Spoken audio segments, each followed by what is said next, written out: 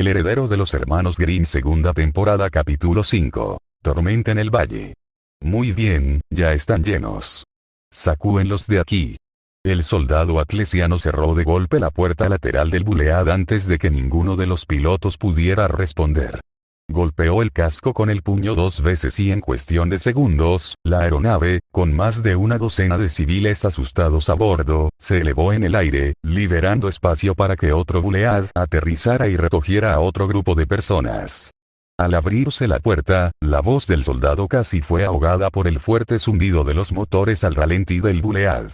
Bien, siguiente grupo. Adelante. Mientras el siguiente grupo de civiles asustados se dirigía al Bulead rojo y algunos robots Atlas abrieron fuego contra un nunca más que se acercaba. Por suerte, no era el más grande que Rojo había visto hoy.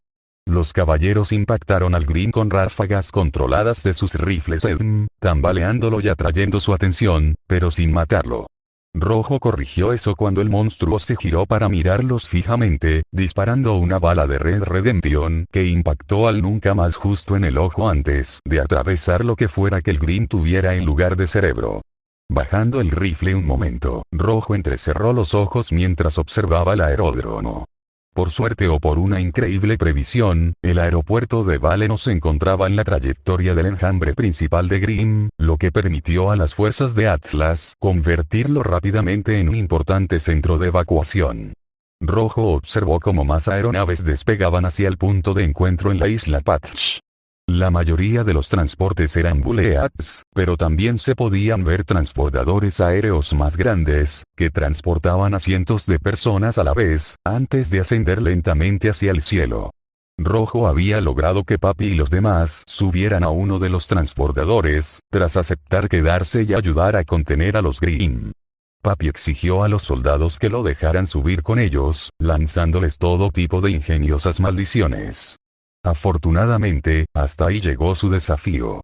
Rojo le prometió al viejo jardinero que volverían a verse, y eso lo tranquilizó lo suficiente como para que Eddie lo subiera por la rampa sin quejarse. Cuando Lily empezó a llorar, el joven tirador le prometió que la volvería a ver. Cuando los caballeros se giraron para enfrentarse a otro grupo de Grimm que se acercaba, Rojo rezó para no haberle mentido. Mientras apuntaba a la manada de Krebs y Beowulfs que avanzaba a toda velocidad, Rojo sintió que algo vibraba en su bolsillo. El sonido de su pergamino siguió un momento después, pero lo ignoró, concentrándose en los Grimm. Los caballeros eliminaron a la mayor parte de la manada, mientras que Rojo logró disparar a la cabeza a 5 de los más grandes. ¿Acaso Redención Roja podía contener más de 8 balas a la vez? El pergamino seguía sonando. Rojo consideró dejar pasar la llamada sin contestar. ¿Quién intentaría llamarlo ahora, con todo esto? Sin embargo, ese mismo razonamiento fue lo que finalmente hizo que el tirador se diera y contestara. Si alguien intentaba llamarlo ahora, debía ser por una buena razón. Rojo sacó el dispositivo de su bolsillo y revisó la pantalla. Sus ojos se abrieron de par en par. Era Waze. En el caos y la confusión de las últimas horas, Rojo se había olvidado por completo de su equipo en Beacon. La preocupación, la inquietud y la culpa lo invadieron de nuevo mientras presionaba el botón de respuesta y se llevaba el pergamino a la oreja. Rojo. Al oír su voz, Rojo dejó escapar un suspiro que no se había dado cuenta de que había estado conteniendo. Menos mal que sigues vivo. ¿Dónde estás? ¿Estás bien? ¿Sigues en Vale? Estoy bien. Estoy en el aeropuerto de Vale ayudando con la evacuación. Mientras hablaba, miró hacia Beacon, su orgullosa torre rodeada por cientos de siluetas negras. ¿Y ustedes? Ya no están en Beacon, ¿verdad? No, estamos bien. Estamos en las lanzaderas de emergencia ahora mismo, rumbo a Patch. Gracias a Dios, pensó Rojo, aliviado al saber que su equipo había salido. Pero Rojo se ha ido.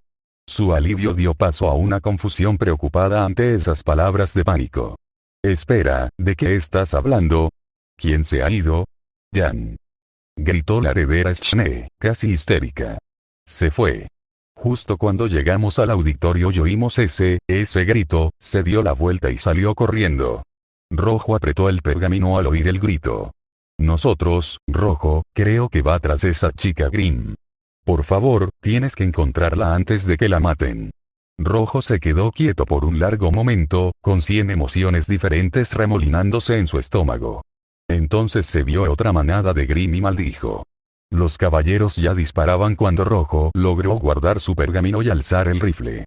3 disparos sonaron desde Redención Roja. 2 de ellos mataron a un creep y a un colmillo de jabalí, mientras que el tercero rozó el grueso caparazón de una osa mayor furiosa. El Alfa Grimm atravesó el fuego de las armas cortas de los caballeros, absorbiendo el daño como una esponja. Se estrelló contra el escuadrón de caballeros, aplastando a un par de caballeros bajo sus patas delanteras, mientras que el resto salió volando. Los civiles cercanos gritaron aterrorizados. Algunos huyeron hacia la pista de aterrizaje, mientras que otros intentaron abrirse paso hacia el bulead que los esperaba. Sintiendo su miedo y pánico, la osa se giró hacia la multitud, con su larga lengua recorriendo sus dientes, anticipando la masacre que se avecinaba. Rojo no le dio la oportunidad. Justo cuando la bestia dio el primer paso hacia la multitud, desenvainó su cuchillo de combate y lo lanzó.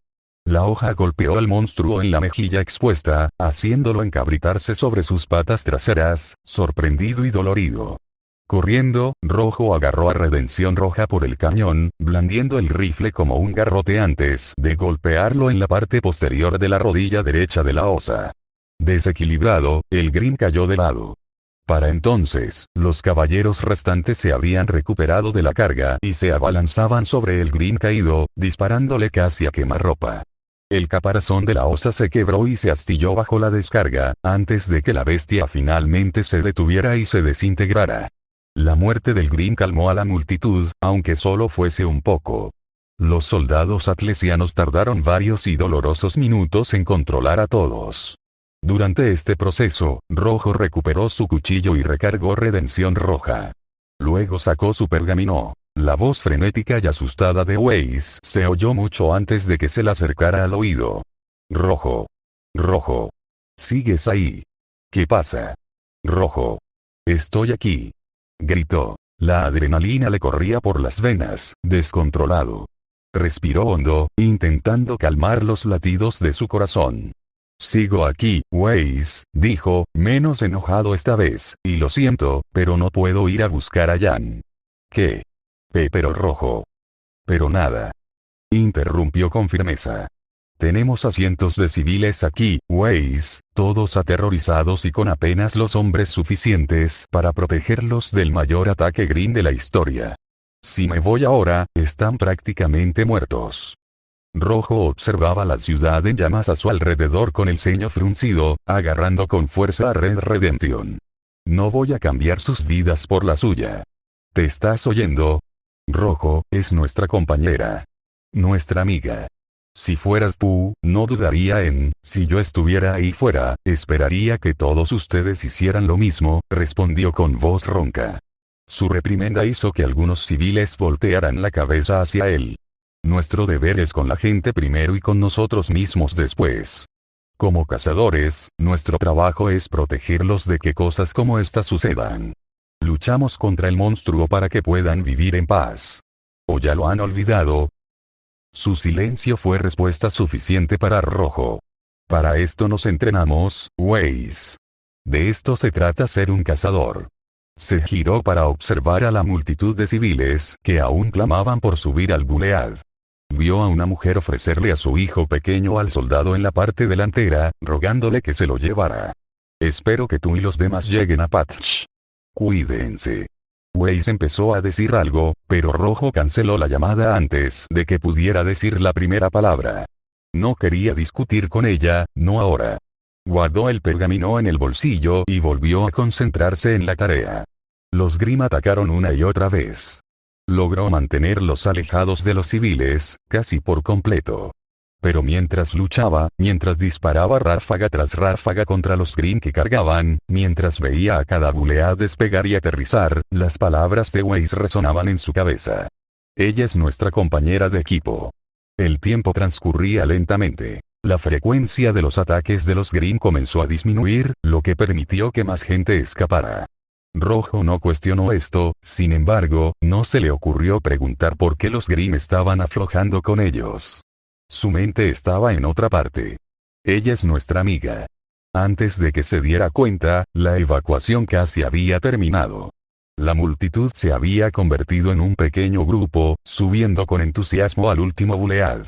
El soldado le hizo un gesto a Rojo para que subiera, pero cuando el joven tirador echó a correr hacia el transporte, se detuvo y miró hacia la ciudad en llamas.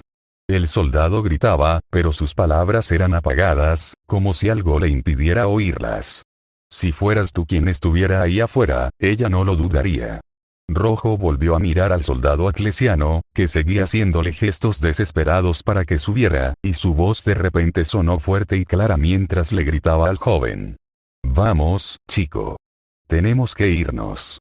¿Qué demonios estás esperando? Rojo no respondió. En cambio, giró sobre sus talones y regresó a la ciudad en llamas, con una determinación agitada en el rostro.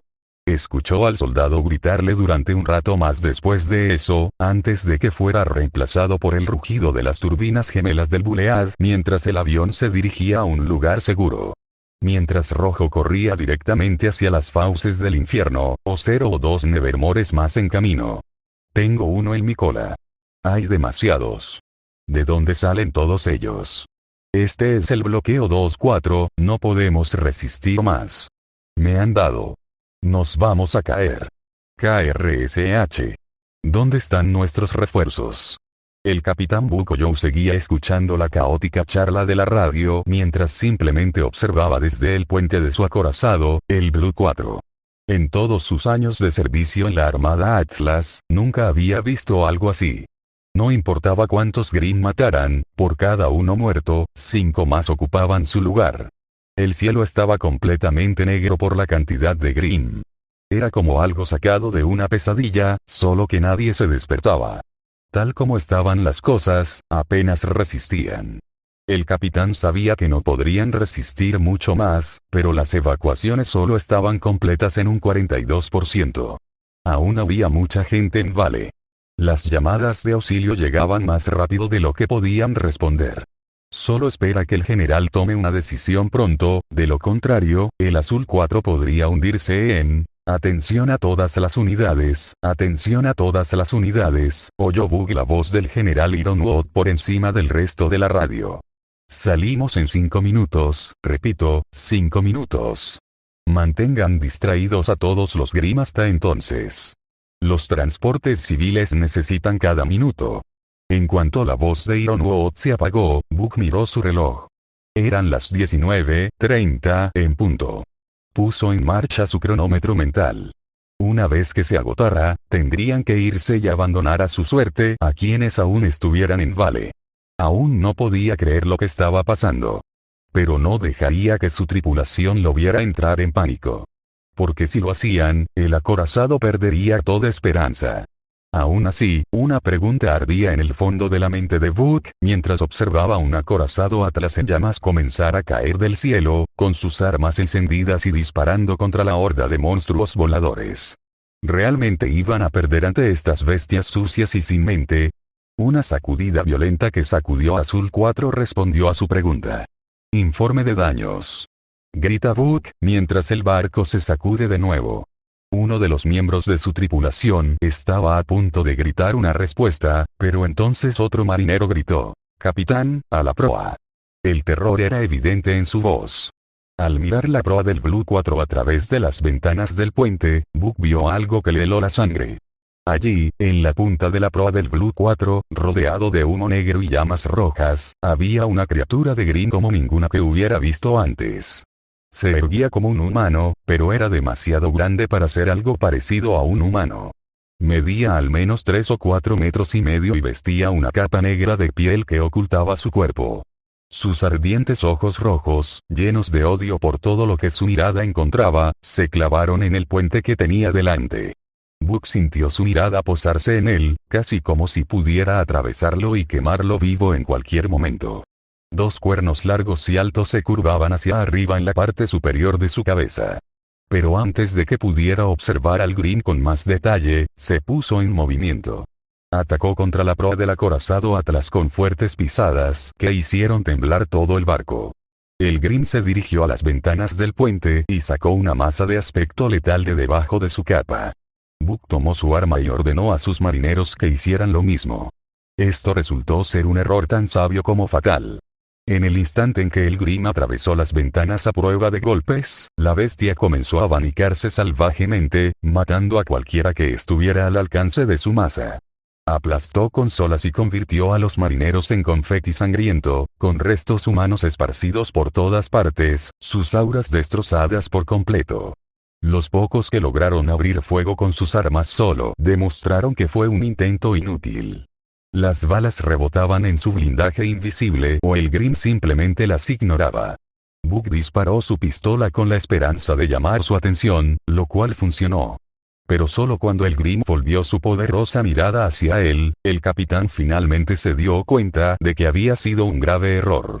Y mientras el Grim alzaba su masa sobre su cabeza, Book ni siquiera se molestó en gritar de horror ni en rugir desafiante.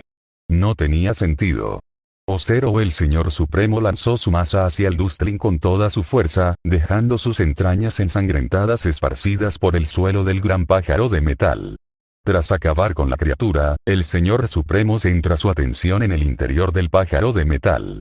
Varias ventanas lo bordean, ofreciendo una buena vista del mundo exterior. Pero el Señor Supremo no se detuvo en el tema demasiado tiempo. Necesitaba destruir al pájaro de metal lo antes posible y volver a buscar a Plata en el nido. Un chillido repentino que sonó como un grito de batalla hizo que el Señor Supremo se girara para mirar la fuente. Volando hacia el pájaro metálico que parecía una carga, estaba el enorme Grim dracónico. Vio a la bestia llegar a los confines del nido de Dustling. El Grim cargaba contra el pájaro metálico con la esperanza de destruir la máquina. Tenía que irse ya. Con un gruñido de furia, el Señor Supremo salió corriendo por el mismo camino por el que había entrado. Una vez fuera del interior del pájaro de metal, se dirigió al borde y saltó, dejándose caer rápidamente al suelo. Todos los Grim que no le pertenecían se estrellaron contra la placa craneal al caer. Tras él, pudo oír cómo el gran pájaro de metal era destruido por el gran Grim aviar, seguido de una explosión. Al acercarse el suelo, el Señor Supremo ordenó a un gran cuervo cercano que pasara volando por debajo. El cuervo negro gigante se abalanzó desde el lado izquierdo del Señor Supremo. El rey extendió su guantelete acorazado para sujetarlo. En cuanto las garras tocaron las plumas del cuervo, este se aferró a él con gran fuerza mientras el cuervo se alzaba, impidiendo así su descenso. El Señor Supremo se montó rápidamente en el lomo del gran cuervo y ordenó a más cuervos y leones águila que se reunieran a su alrededor para cubrirlo. Hecho esto, el Señor Supremo de Grim simplemente observó el nido en llamas. Era una vista hermosa en muchos sentidos. Las calles y edificios de piedra estaban en llamas, los fuegos se elevaban hacia el cielo y el humo emanaba, proyectando largas sombras sobre la tierra. Con el sol ya puesto, el resplandor era aún más siniestro. Pero se está distrayendo. El Señor Supremo necesita encontrar a su hija y garantizar su seguridad de inmediato. Extendiendo su mente, el Señor Supremo encuentra la mente de Cachorro y comienza a comunicarse con el híbrido. Cachorro, ¿tienes el olor de Silver? El Señor Supremo sintió la respuesta del canino híbrido. Tenía su olor. Y se acercaba a su posición. Bien. Alcánzala, Cachorro. Y manténla a salvo hasta que llegue. No recibió ninguna confirmación, pero sabía que Pup no permitiría que nada le pasara a su figura maternal. Sin embargo, el Overlord comenzó a rastrear los movimientos de Pup para seguir su ejemplo. A pesar de presentir que Pup estaba herido, el híbrido era aún más rápido que antes. Pero el Overlord decidió ignorarlo por el momento. Esto significaba que Pup llegaría a Silver mucho más rápido. Ordenó a la bandada de cuervos y leones águila que volaran en la dirección de Pup. Pronto los alcanzaría y llevaría a Silver de vuelta al barraco. Casi sobre ellos, oyó a Pup aullar y sintió su mirada posarse en el mismísimo Señor Supremo.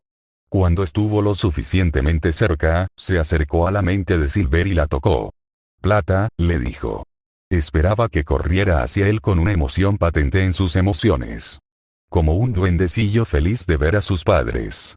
Sin embargo, esas no eran en absoluto las emociones que percibía de su heredero. Era un revoltijo de emociones. vergüenza, alegría, miedo, felicidad y, sobre todo, autodesprecio. ¿Pero por qué? Porque transmitía sentimientos tan encontrados. En el momento en que el cuervo que la acompañó aterrizó, Silver retrocedió un pequeño paso. La acción sorprendió a la Overlord. Parecía lista para huir. Es más, parecía estar al borde de las lágrimas. Y no eran lágrimas de alegría. En cuanto la Overlord desmontó, los ojos de Silver comenzaron a lagrimear, y las lágrimas corrían por sus pálidas mejillas. Sin esperar la reacción, la Overlord se quedó allí paralizada. Es mi culpa, las palabras de plata eran huecas, casi como un susurro en el viento. El Señor Supremo parpadeó, confundido. ¿Qué? Es mi culpa que todo esto haya pasado, aclaró Silver. Si tan solo hubiera escuchado, intentaba mantener la compostura, si tan solo hubiera obedecido tus órdenes de regresar al barranco, pero a pesar de sus esfuerzos, no pudo contener las lágrimas, si no hubiera hecho nada que fuera en contra de tus deseos, entonces nada de esto habría sucedido jamás. Se tomó un momento para recuperarse, yo solo, no podía volver a casa contigo como un fracaso. Su palabra resonó en la mente del Señor Supremo. Sus ojos se abrieron mientras Silver continuó divagando. Si no hubiera cautivado a esa estúpida bestia. Si hubiera seguido con el plan. Si hubiera hecho lo que deseabas. Entonces no te decepcionaría. Y yo, finalmente, no pudo contener más sus emociones y las soltó con un gemido de tristeza. El sonido era como el de un animal moribundo, definiendo su destino hasta el final. Era tan inquietante y lastimoso que incluso el poderoso Señor Supremo se apartó un paso. Y cuando el gemido terminó, solo quedó el sollozo de un duende. Entonces Silver empezó a usar su voz en lugar de sus pensamientos. Lo siento. Lo siento muchísimo. Por favor, no me odies. Su voz resonó por las calles destrozadas del nido mientras su llanto no paraba. Se desplomó y cayó a cuatro patas mientras el llanto continuaba. Finalmente, todas las emociones encontradas se han concentrado en una sola, la culpa. A lo largo de sus eones de vida, el Señor Supremo rara vez, o nunca, ha sentido culpa por parte de un Dustling o un Beastling. En toda su vida, solo lo ha visto 2 veces, ambas recientemente. Aquí y en aquel bosque nevado hace 14 años, cuando luchó contra el Manto Blanco. Mientras el Manto Blanco agonizaba, la culpa la inundó por completo mientras gemía, igual que Plata. ¿Por qué? El Señor Supremo aún no lo sabe. Pero sea cual sea la razón, cuando la culpa abrumó al Manto Blanco, el Señor Supremo, por primera vez en su tiempo desde que comenzó esta guerra con los Dustlings, sintió algo que nunca pensó que sentiría. Piedad. Se compadeció de la pobre criatura moribunda que se sentía abrumada por la culpa. De todas las emociones que el Señor Supremo había sentido durante su estancia en este mundo, la culpa le dejó un sabor amargo en las fauces. Y no quiso volver a sentirla mientras viviera. Pero ahora, allí estaba su pequeña rosa plateada, irradiando la misma emoción que no quería volver a sentir. Había cargado con esta culpa todo este tiempo desde aquella conversación. De verdad sus palabras la habían destrozado hasta el punto de provocar tales emociones. ¿Había cometido el Señor Supremo un grave error al reprenderla de esa manera? El Señor Supremo cerró los ojos y exhaló un profundo suspiro. Era demasiado tarde para deshacer el pasado. Por ahora, solo podía ayudar a sanar la herida. Reabriendo los ojos, el Señor Supremo avanzó un paso. Mientras el rey se acercaba a su heredero, la niña seguía menospreciándose con su voz. Por favor, padre, quítame mi posición de heredera de los Grimm, dijo con la voz llena de desesperación.